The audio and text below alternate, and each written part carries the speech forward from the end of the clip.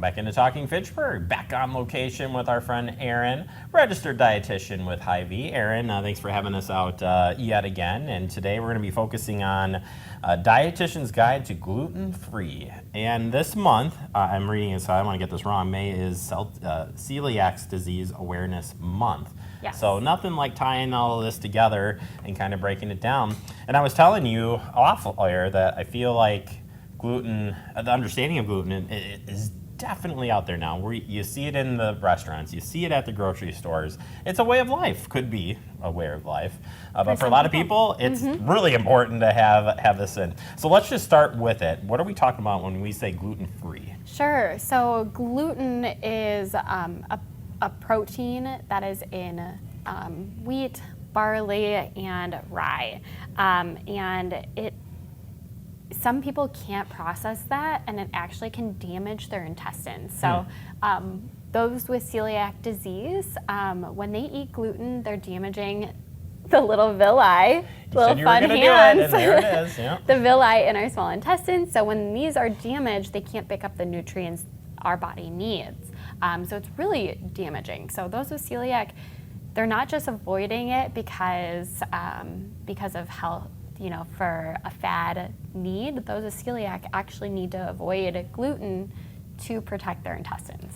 What if somebody's like, do I have this or not? Because my stomach hurts after I eat certain products or certain types of food. What would you say to that? Well, definitely get tested by your doctor. So make sure you have that doctor's appointment and get the appropriate screenings done to understand if you are celiac or if there is something else going on in your body too.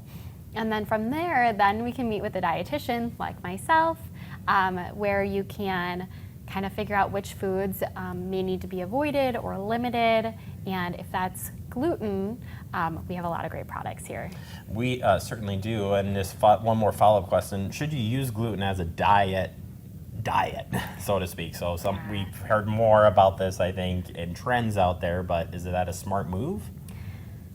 Those that don't have celiac disease and aren't affected by a gluten intolerance, don't have that allergy, do not need to avoid gluten. That's just because, most people can process those nutrients and it doesn't need to be avoided. And there are a lot of really great health benefits from foods that contain gluten.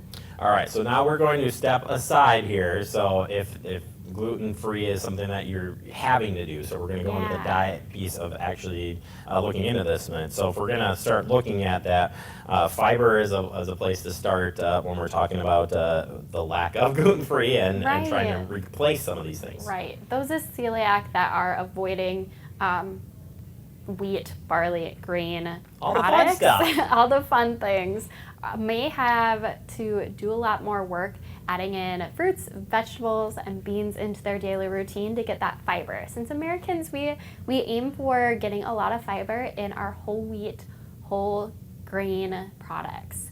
So that's one area that we really need to focus on, is really making sure we have enough fiber if we are celiac and gluten-free.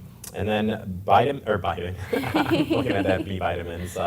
Vitamins also something that you struggle to get into that diet. Right, yep, so B vitamins, specifically B12 and folic acid, a lot of our grain products are fortified with those nutrients and just contain those nutrients.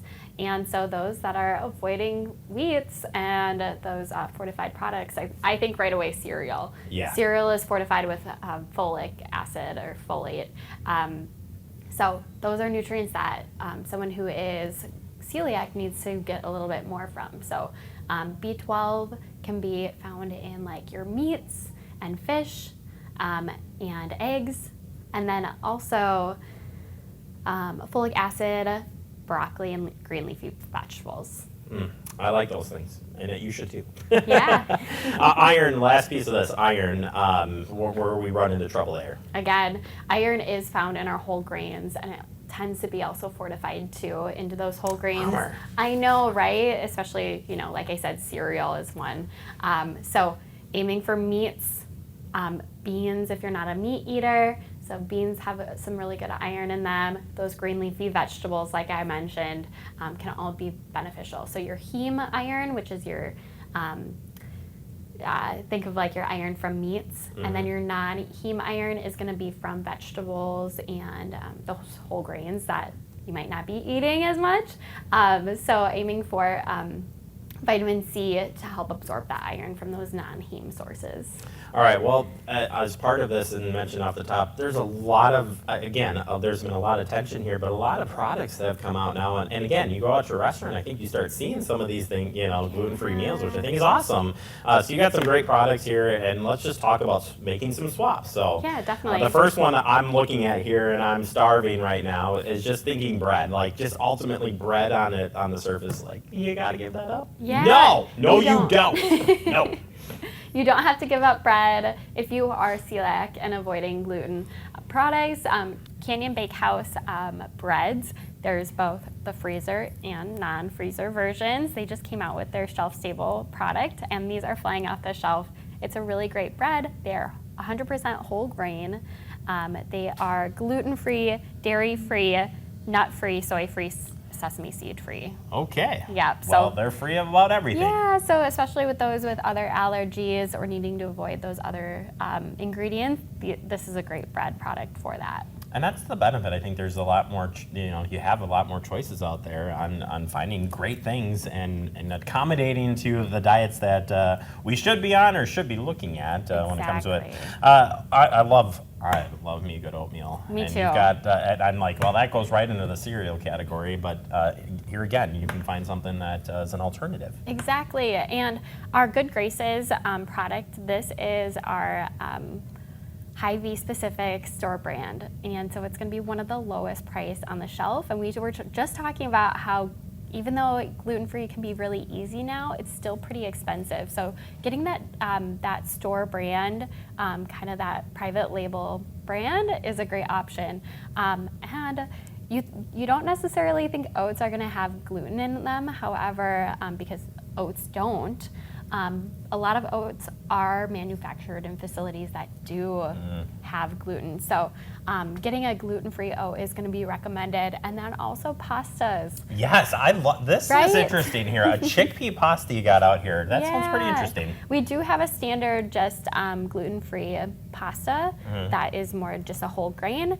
But doing a chickpea pasta is a really great option to add in fiber. Yeah, I mean, you're finding replacements for things that you want to enjoy, but Yes.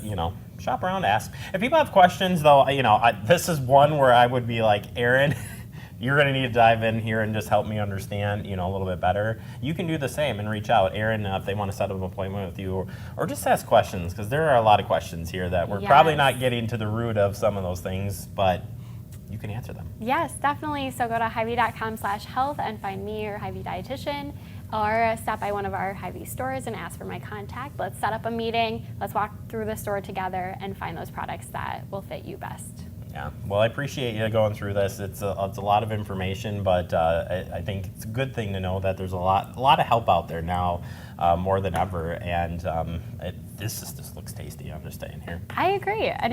Having to give up gluten shouldn't sacrifice your flavors and your health.